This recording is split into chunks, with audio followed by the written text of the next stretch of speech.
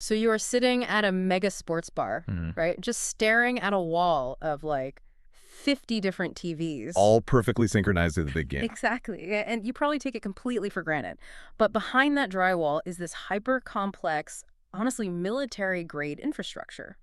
Today, we're doing a deep dive into the high-end audio and video technology that silently powers our modern spaces. Yeah, we're using this massive catalog from HDTV Supply as our map. They've been a global home for commercial AV products for, gosh, 25 years now. Right. So, okay, let's unpack this. Because, I mean, we all stare at screens every single day, but we never actually see what makes them tick. Oh, for sure. We treat a display monitor like this self-contained magic box. But in commercial or, government settings, that glass screen is just the very tip of a massive hidden technological iceberg. Let's start with the veins of the system, right? I was looking at the DVIGear HyperLight series DisplayPort cable. Oh, yeah, the 1.4 long AOC cable. Right, the 12.5-meter one. Now, I know the standard HDMI cable I use at home is basically a garden hose for data. It works fine to bridge a 3-foot gap to my TV. Yeah, it gets the job done for a short distance. Exactly. But this HyperLight cable is an active optical cable. Why on earth do we need optical technology just to get a video signal across a room? Well, what's fascinating here is that pushing high-resolution, uncompressed video data over long distances isn't like simply pumping more water through that garden hose. Wait, it isn't? No, not at all. Copper wires hit a very hard physical limit. As you stretch copper, electrical resistance builds up, so your crisp 4K signal just degrades into digital noise. Oh, so it literally just scrambles the picture. Exactly. To push that much heavy data that far Yeah. without dropping a single pixel, you have to completely change the medium. You use optical technology. There are lasers at one end literally converting your video into light.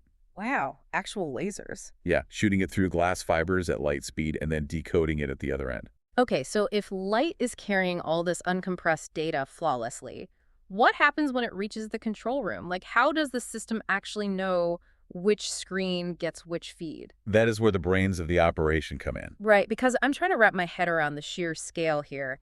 If I plug 2 extra monitors into my laptop, the cooling fan sounds like a jet engine. Oh, I know. It sounds like it's taking off. Right.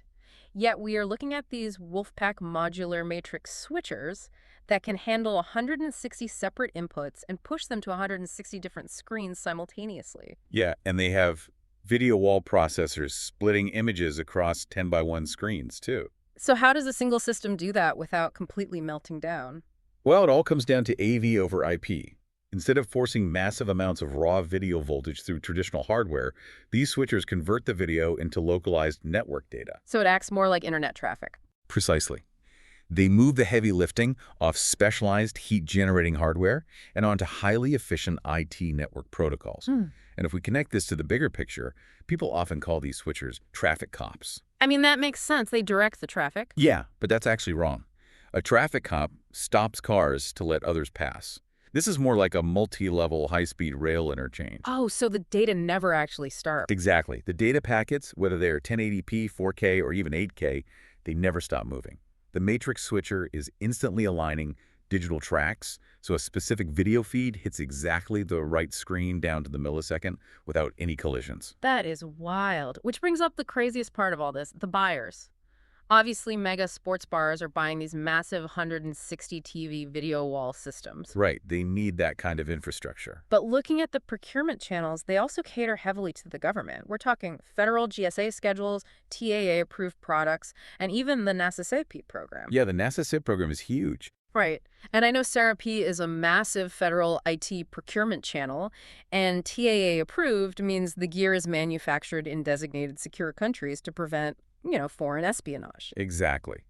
When a system is TA compliant and cleared for NASA, it means it meets incredibly strict security and reliability standards. It simply cannot fail, and it cannot be hacked. Wow. It is just fascinating to realize that a local high-end sports bar and a government defense contractor might be relying on the exact same underlying fiber optic matrix technology. Yeah, that is mind-blowing. So what does this all mean?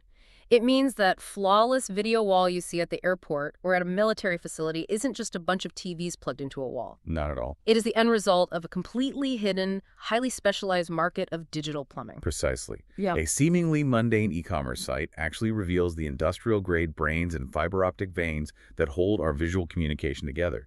Yeah. So the next time you sit in a massive sports bar or, walk through a high-tech facility, I want you to look past the screens. Try to imagine the miles of invisible fiber optic cables and those massive humming switchers hidden in the walls, silently keeping our digital world synchronized. It really changes how you look at a room. It really does. It makes you wonder, what other massive hidden infrastructures are you completely ignoring in your daily life?